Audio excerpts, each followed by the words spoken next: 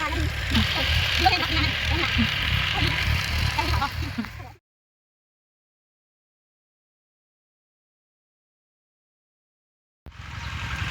ปฏิพี่น้องหลังจากกินข้าวกินน้ำแล้วก็สิลงผงลงถ่าลงไห่ลงนาไปเบิ่งชุมปนีไอ้บางเพิ่นหวานเขาหน้าแห้งพี่น้องเอ้ยหวานถาฝนเนาะพายกระเป๋าชุมเพิ่น2กระเป๋าผู้ใดบรรยากาศสิคึมๆเลยแดดบดเลยพี่น้องเอ้ยจูนหาจูนยุกไปนำ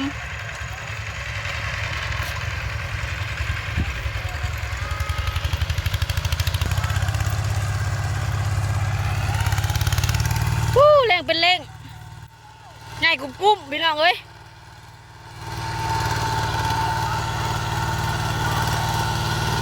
จะไปเฮ็ดยังละบาทนี่เอาย้ายนะน้องพาเรามาเด้อให้เราอยู่เฮือนผู้เด้อเอาได้นะเงินนะคักก็คักเลยเนาะ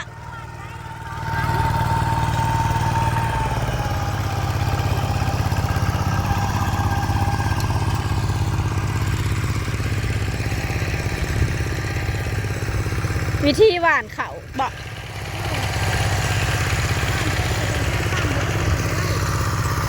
ลืมแล้วตะกี้เคยหวานอยู่ลืมแล้วลืมข้าวเลยลืมก็ต้องไม่ว่าเบิ่งไว้ได้ที่ได้ห้างอันนี้เฮ็ดที่อยู่ได้พี่น้อง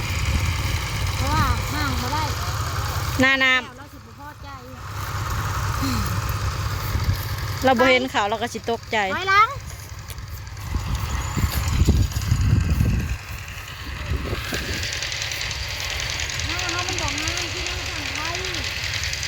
เราต้องเอาหลายๆต้นไว้ป้าไงก็ไงเด็ดไปนะแม่ลงมายังบัดนี้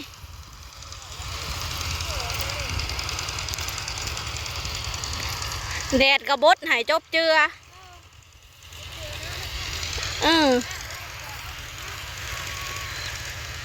ให้เป็นคนเอากระติกลงมาบ่จอกเอาไปเอาเมตาวันน้อยมาจอกไว้ลูกเอาแม่จิ๋วอยู่ในหันน่ะ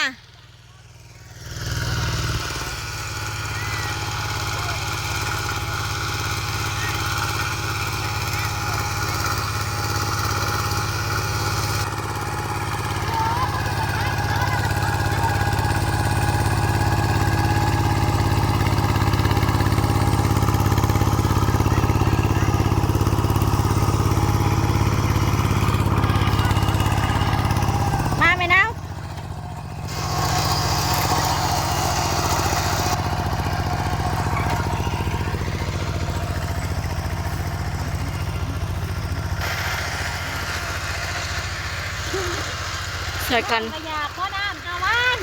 เจ้าจอกนี่ก็มะนาวไปเอาจอกไปกันตะวันนะลูกไปน้ำกันไปน้ำเอาจอกนะลูกเด้อน่ะให้เด็กในกระติกในเทิงนะลูก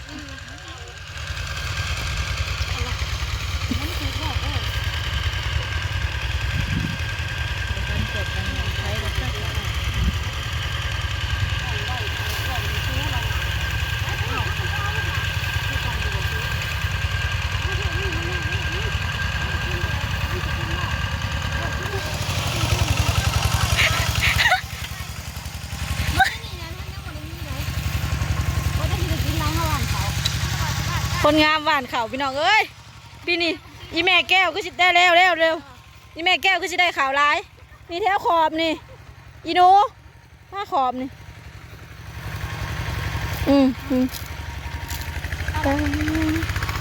คนงามหวานเขาพี่น้องเอ้ยมาเบิ่งน้ำกันเด้อติขอบ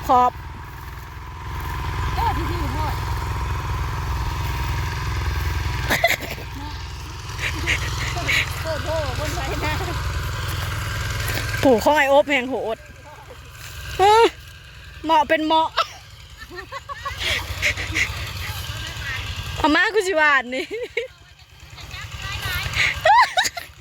เปลี่ยนบะเอาบ่ว่าบ่ มานี่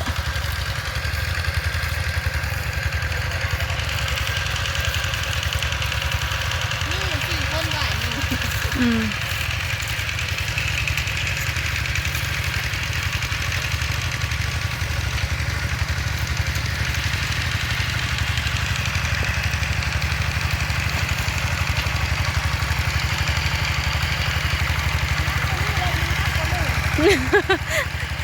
หลายคนว่างวะมองเข้าได้สิทีกว่าหมู่ เข้าใจแล้ววะ จักดิ ประมาณ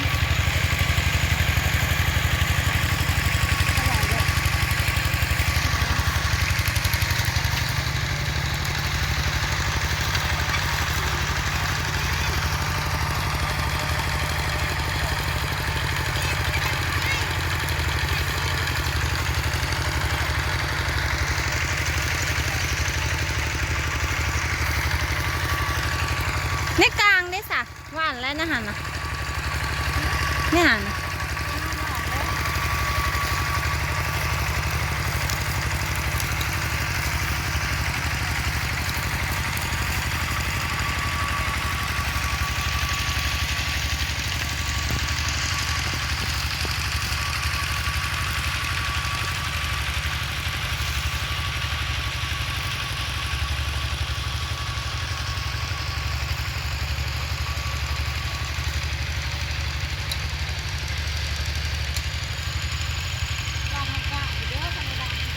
แม่นบ่